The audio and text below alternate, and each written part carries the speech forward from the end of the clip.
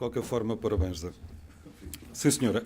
Eu sinto-me sempre um bocado deslocado nestas, quando estão business angels, capital de risco, startups, e sinto sempre que sou um corpo estranho aqui no meio. Eu não pessoalmente, mas a Bolsa, o mercado de capitais. E por razões óbvias, porque tradicionalmente não é normal, pelo menos as empresas de base portuguesa, ou sediadas em Portugal, recorrerem muito ao mercado de capitais, como sabem. Eu costumo dizer que isto é um bocadinho vender frigoríficos no Polo Norte. De qualquer forma, e também por ser uma circunstância difícil de falar do mercado de capitais, pelas razões que todos conhecem, as mensagens que eu tenho aqui para passar não mudaram por causa destas circunstâncias. Portanto, nós continuamos a acreditar nelas e é por essa razão que aqui vimos, eu diria, vender o peixe. Uma breve nota sobre... Eu tenho aqui 3 mensagens curtas. Uma é apenas dar uma fotografia do que é hoje considerado o mercado de capitais em Portugal. Ele já foi mais forte. Nós temos cerca de quase 60 empresas cotadas. A capitalização bolsista, isto é o valor das empresas em bolsa, anda na casa dos 30% do PIB. Portanto, isto está muito abaixo daquilo que seria normal com mercados comparáveis. Já nem estou a comparar com o Reino Unido e os Estados Unidos, portanto, mas comparando com mercados europeus continentais, há aqui uma questão que é relevante, na medida em que também se não houver um mercado de capitais forte, ou pelo menos razoavelmente forte, a economia nunca se vai desenvolver muito. Não obstante, é um mercado aberto. Nós, neste momento, temos 100 intermediários financeiros ligados diretamente, portanto, desculpe. Não, já está. Não... Espera aí que aquilo vai apagar o tempo. Já está. Eu acho que houve um boicote que vai garantir muito. Eu juro que não é por ter o Conselho de Administração equilibrado às 10h30 que vou-me embora, mas é só Mas isto já não é a primeira vez que isto acontece. Não, é sempre comigo. Ou eles acham que eu sei fazer bonecos com os dedos. Foi. Muito bem. Ok. Obrigadíssimo. Bom, eu é raro seguir os slides, isto é para ilustrar, portanto eu vou-me cingir às mensagens que tenho. Estava a falar da Bolsa, tenho aqui uma fotografia do que é hoje a Bolsa. Eu tinha dito que era 30% do PIB, é 35%, portanto isto também é dinâmico. E compara com valores normais ou médios, se quiserem, na casa dos 80%, 100% e até acima de 100%. Portanto, é uma questão para refletir, isto é, porque é que nos outros países o mercado de capitais representa em média praticamente o PIB do país e porque é que em Portugal isso não acontece. E é dos poucos países em que isso não acontece. É uma reflexão que seria boa fazer.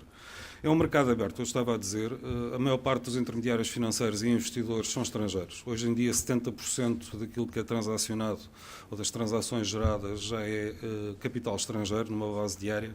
E, portanto, há aqui realmente, se pode criticar o mercado por ser algo pequeno, não se pode criticar o mercado pela abertura que ele tem hoje ao investimento estrangeiro. E, aliás, dos 100 e tal milhões de euros que se transacionam diariamente, portanto, 70%, às vezes um pouco mais, é capital estrangeiro. O grupo, a Bolsa está inserida num grupo de cerca de 4 bolsas, portanto, o grupo é um animal maior. Esta é a fotografia do grupo, portanto temos realmente cerca de 1000 empresas cotadas entre 4 bolsas, entre França, Portugal, Bélgica e Holanda. E realmente quando se coloca aqui ou adiciona as outras localizações, os números mudam completamente de figuras, o que faz da Bolsa da Euronext, que é o nome da holding, o principal mercado de capitais ao nível europeu. Foi criado há coisa de mais de meia dúzia de anos, cerca de 7 anos, 6, 7 anos, um mercado que foi feito com requisitos de entrada e requisitos de manutenção para aquilo que nós denominamos os PMEs. Portanto, são requisitos extremamente flexíveis e acessíveis por uma PME normal, se me permitem o termo. Este mercado tem neste momento cerca de 200 empresas, a dimensão média de cada empresa, média é sempre complicado, mas na casa dos 25 milhões de euros de valor de mercado da empresa, portanto em média. Há um conjunto muito vasto de investidores, nós identificamos cerca de 400 investidores institucionais que têm assets under management nas empresas, nestas 200 empresas. Aliás, é uma lista que nós gostamos de divulgar a quem tiver interesse nela. E surge aqui a primeira questão. Dentro de muitas variáveis de que se pode falar para recorrer ao mercado, eu acho que neste momento a mais importante, não é que ela já não fosse, mas é a questão do financiamento. Eu tenho aqui uns números apenas até a título provocatório de um estudo do Banco de Portugal que foi divulgado há coisa de uma semana, 2 semanas, sobre o financiamento das sociedades não financeiras, e realmente, desde o estudo anterior do Banco de Portugal, as coisas melhoraram um bocadinho, mas ainda estamos a falar de passar de 0,5 para 0,6, mas que basicamente diz o seguinte, em termos sumários, que a rentabilidade dos capitais próprios subiu um bocadinho, principalmente nas grandes empresas, não tanto nas micro e nas pequenas e médias, que a fonte de financiamento, aqui também não é nenhuma novidade, continua a ser o crédito bancário e depois os créditos comerciais, e mesmo nos créditos comerciais, em média, as empresas estão a financiar clientes e não são os fornecedores que estão a financiar, que ainda cerca de 40% das 380 mil empresas analisadas têm um EBIT negativo, que se a memória não me falha, julgo que não erro por muito, que ainda cerca de 35% das empresas têm capitais próprios negativos. E isto, eu diria que, a título de conclusão, leva-nos ao seguinte, que ainda não se vê, não é visível, uma estratégia de financiamento que passe por diversificar fontes de financiamento. Nos últimos cerca de 6 meses, nós vimos algumas empresas não cotadas das mais diversas dimensões que, depois de termos falado com elas, fizeram alguns pequenos empréstimos obrigacionistas, portanto ainda estamos a falar da parte da dívida, no mercado de capitais, operações pequenas, do género de 20 milhões de euros, 30 milhões de euros, 40 milhões de euros, que o empréstimo obrigacionista ainda pode ser considerado pequeno, mas e são empresas não cotadas, não têm as ações cotadas, e que claramente o que estão a fazer é testar o mercado. Isto é, com operações relativamente pequenas, se realmente há uma apetência dos investidores para comprar essa dívida, neste caso dívida, e se isso assim for, então abrirão o dossiê de se posicionar como em pleno no mercado de capitais. É um sinal. Foram empresas que sempre tiveram alguma distância do mercado de capitais, mas estou-me a lembrar, elas são públicas, tipo a Colep, a José de Mel Saúde e outras, foram cerca de 6 empresas com empréstimos obrigatórios e realmente estão a testar. A questão aqui é que, e esta é uma mensagem que temos passado, é que de tudo o que se passou ao nível do financiamento na banca, ainda não se vê empresas a abrir o dossiê mercado de capitais a sério. A sério, não no sentido negativo, mas a considerar isso como uma eventual oportunidade. Até porque isso permite-lhes uma força negocial com as fontes de financiamento que hoje têm, que praticamente se resume à banca. Por outro lado, é diferente ir a um banco pedir um empréstimo a uma determinada taxa de juro e tentar o mercado para ver qual é a percepção dos investidores sobre o risco da empresa. Muitas vezes, isto também não é uma regra geral, depende da empresa, mas conseguem-se taxas bastante mais atrativas diretamente numa atitude de desintermediação diretamente com os investidores finais, nomeadamente profissionais. Noutros casos também não será verdade. Mas realmente não tirem a conclusão que eu estou a dizer que as coisas são exclusivas. Quer dizer, obviamente que há sempre uma complementaridade entre as fontes de financiamento. Portanto, não é por ir ao mercado que deixa de ir ao setor bancário pedir financiamento ou outro qualquer. De qualquer forma, parece que este é uma questão e eu não direi que o mercado de capitais é acessível a todas as empresas, eu também estou a afastar aqui das startups e daquele início de arranque das empresas, não obstante haver um mercado próprio que nós temos para elas, onde elas podem ser admitidas e tentar a sua sorte no financiamento, ainda não parece isto ter sido incorporado em termos da necessidade de uma estratégia de financiamento que visa a diversificação das fontes de financiamento. Isso é visível, por exemplo, neste quadro. Isto são, as principais rúbricas em termos de fontes de financiamento em Portugal e o mercado de capitais representa menos de 1%, portanto, se a memória não me falha, 0,3% face ao total do financiamento angariado, todas as suas formas, autofinanciamento, financiamento bancário, crédito de fornecedores, o que seja. Portanto, isto compara com valores a 2 dígitos em alguns países europeus, e estou sempre a excluir a comparabilidade com os Estados Unidos e com o Reino Unido e mercados similares, porque realmente não é comparável por razões históricas e outras. Em Bolsa, e aqui estou a expurgar tudo o que é setor financeiro, até porque eles tiveram uma grande atividade em termos de captação de capital nos últimos anos, portanto não faria sentido incluí-lo. Esta é a fotografia daquilo que tem sido a recorrência ao mercado de capitais em aumentos de capital subsequentes à entrada, portanto nos últimos praticamente quase 10 anos, o que realmente depois se traduz naquele número que envergonha um bocadinho dos 0,3, 0,5, penso que está em 0,5 neste momento. Se compararmos com os outros países europeus, realmente a situação é bastante desequilibrada. E chamava apenas aqui a atenção para o mercado polaco. O mercado polaco, que é um mercado em vias de desenvolvimento em termos de mercado de capitais, não obstante o país ter um potencial grande.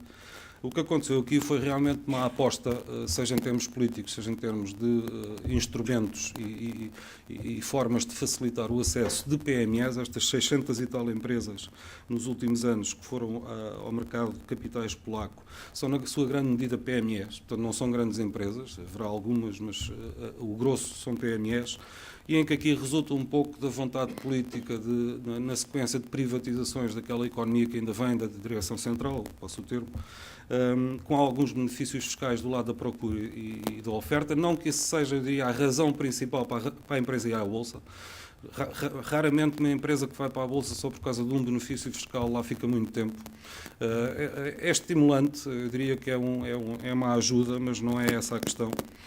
E também que obrigaram aqui os investidores institucionais, obrigaram em termos de regulamentação, a que nos seus portfólios, tipo fundos de investimento, fundos de pensões, que tivessem uma parte composta por ações de PMEs. É um exemplo e daí ter tido um destaque ao longo dos anos. Bom, para além do financiamento, há obviamente outras razões, eu chamo-lhe a fórmula resolvente, cada uma destas variáveis tem um peso diferente para diferentes empresas. O financiamento realmente é uma razão rainha, mas outras questões. Aliás, há aqui uma ou duas que eu gostaria de referenciar, que é a questão do valor. Das várias empresas que nós visitamos ao longo dos anos, centenas, o valor é uma questão que normalmente é uma variável que ou ajuda a tomar a decisão de ir ao mercado ou mata logo a questão. Na medida em que, na maior parte dos casos, há uma percepção errada de valor. A pessoa pensa há anos que a empresa vale 100, e depois quando se vai fazer contas e quando se vai testar junto dos investidores, o chamado pré-marketing, realmente depois aquilo vem para os 50, ou para os 40, ou para os 30, e é o choque térmico em que mata logo ali a questão. Por outro lado, também às vezes é importante saber objetivamente, ou pelo menos com um grau de objetividade maior, qual é o valor da empresa. Seja para efeitos de recomposições acionistas, porque uma coisa é nós calcularmos no papel, vocês sabem que o papel aceita tudo, outra coisa é irmos calcular no papel, depois testar com o mercado, ou pré-testar com o mercado, quanto é que é realmente o valor que os investidores estão dispostos a dar pela empresa. E isto em termos de recomposições acionistas, em termos de planos de remuneração através de stock options e ações. Muitas vezes, e às vezes só cristalizar um valor para outros efeitos, tem sido uma variável que tem sido apontada como relevante. Por outro lado, há aqui uma que eu não lhe chamei, o nome está aí de outra forma, ou está disperso por outras variáveis, que é um pouco um selo de qualidade para aquelas empresas que, de alguma forma, estão em fase de início de expansão. Uma coisa que está cotada, e pressupõe-se que uma empresa cotada, pelo menos, está a ser observada e monitorizada quanto mais não seja, por reguladores, pela Bolsa, pelos investidores. E isto, muitas vezes, em algumas empresas, é apontado como uma vantagem nesse plano de expansão. Seja porque é mais fácil explicar o que é a empresa, porque ela já começa a ter um track record de mercado, dá uma segurança adicional aos stakeholders. No caso de internacionalizações, permite esse tal selo de qualidade. Não é que isso chegue, obviamente que o relevante aqui é o negócio da empresa, são os gestores da empresa, mas eu diria que tem aqui um efeito um pouco enzimático e ajuda a esse processo. Mas pronto, outras questões haverá relativamente. Basicamente, nós temos aqui 3 sítios para meter as empresas. Eu não vou aqui perder muito tempo em pormenor, mas são 3 mercados, basicamente, que visam alvos diferentes. O primeiro, que chama-se, é o mercado principal, o que hoje se chama Euronext, é coincidente com o nome da própria empresa, que é para aquelas empresas que já têm uma estrutura de governance realmente bastante estável, que são empresas normalmente já com uma dimensão acima das PMEs, ou pelo menos das Ps, e que já têm um grau de exigência em termos de transparência bastante grande, seja ao nível de divulgação de contas, periodicamente, com frequência, etc.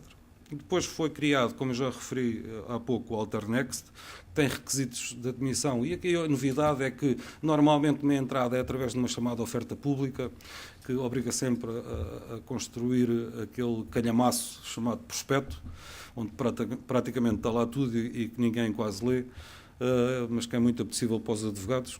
Aliás, nota-se a quantidade de folhas que os prospectos hoje têm, mas que permite também a entrada em bolsa através de colocações privadas. Isto é, através de um aumento de capital colocado em poucos novos acionistas, permite à empresa posicionar-se em bolsa. Aqui, a principal questão, quando abordamos PMEs, é a seguinte: tá bem, mas eu depois não tenho liquidez nenhuma, quer dizer, eu faço um aumento de capital de 5 milhões de euros, coloco isto em 10 pessoas, e depois? E realmente é impossível ter liquidez com 10 acionistas, quer dizer, isto é um pouco lá para Alice. Mas a questão não é essa. A questão nesta fase é se isso é um facilitador para angariar capital na medida em que é um fator de segurança para os investidores, ou para os potenciais investidores, ou não. E quando a empresa, caso corra bem e começa a crescer, aí então começa a poder ter alguma aspiração de liquidez. Portanto, a resposta ao argumento que temos dado tem sido este, porque realmente uma PME com poucos investidores e eventualmente com uma dimensão pequena, é impossível ter liquidez como uma empresa, eu diria, já em velocidade de cruzeiro. Temos um terceiro mercado, chama-se EasyNext. Aqui não há requisitos quantitativos. Portanto, basta que a empresa exista, tenha um mínimo de 2 anos e tenha uma regularidade jurídica, digamos assim. Portanto, não há qualquer requisito quantitativo. E aqui podem entrar desde startups até outro tipo de empresas com outras motivações, que apenas queiram começar a testar o mercado, que se queiram começar a ambientar com as regras do mercado, ou que queiram usar o mercado para dar algum leverage na visibilidade, etc, etc. Portanto, eu diria que são as 3 prateleiras do supermercado que estão disponíveis, e depois, se alguém tiver interesse em aprofundar, terei muito gosto. Também para as obrigações, para a parte de dívida, portanto, aqui os requisitos, eu diria, são ainda mais baixos em termos quantitativos. Para vos dar uma ideia, para o mercado principal, o mínimo que o empréstimo obrigacionista tem que ter são 200 mil euros de valor nominal. Portanto, estamos aqui com uma fasquia já extremamente baixa. Aliás, eu nem me lembro de uma emissão obrigacionista deste montante. Portanto, e pronto. Eu diria que 3 mensagens que sugerimos que comecem a olhar para o mercado de capitais no sentido, a segunda mensagem, de diversificar as fontes de financiamento, porque senão, logo à partida, as empresas vão ter uma desvantagem competitiva com as outras lá de fora, comparáveis, porque essas estão com as fontes de financiamento mais diversificadas, ou quando não estão, e quando recorrem também ao financiamento bancário, têm taxas de juros mais apelativas. Portanto, esta questão do financiamento pode logo provocar à partida uma desvantagem competitiva, sem sequer até estar a falar do core business da empresa. O terceiro ponto é que, até prova em contrário, parece-nos que há aqui espaço para correr o leque de empresas nos vários estágios. Portanto, estas eram as notas que eu tinha depois no debate. Muito obrigado.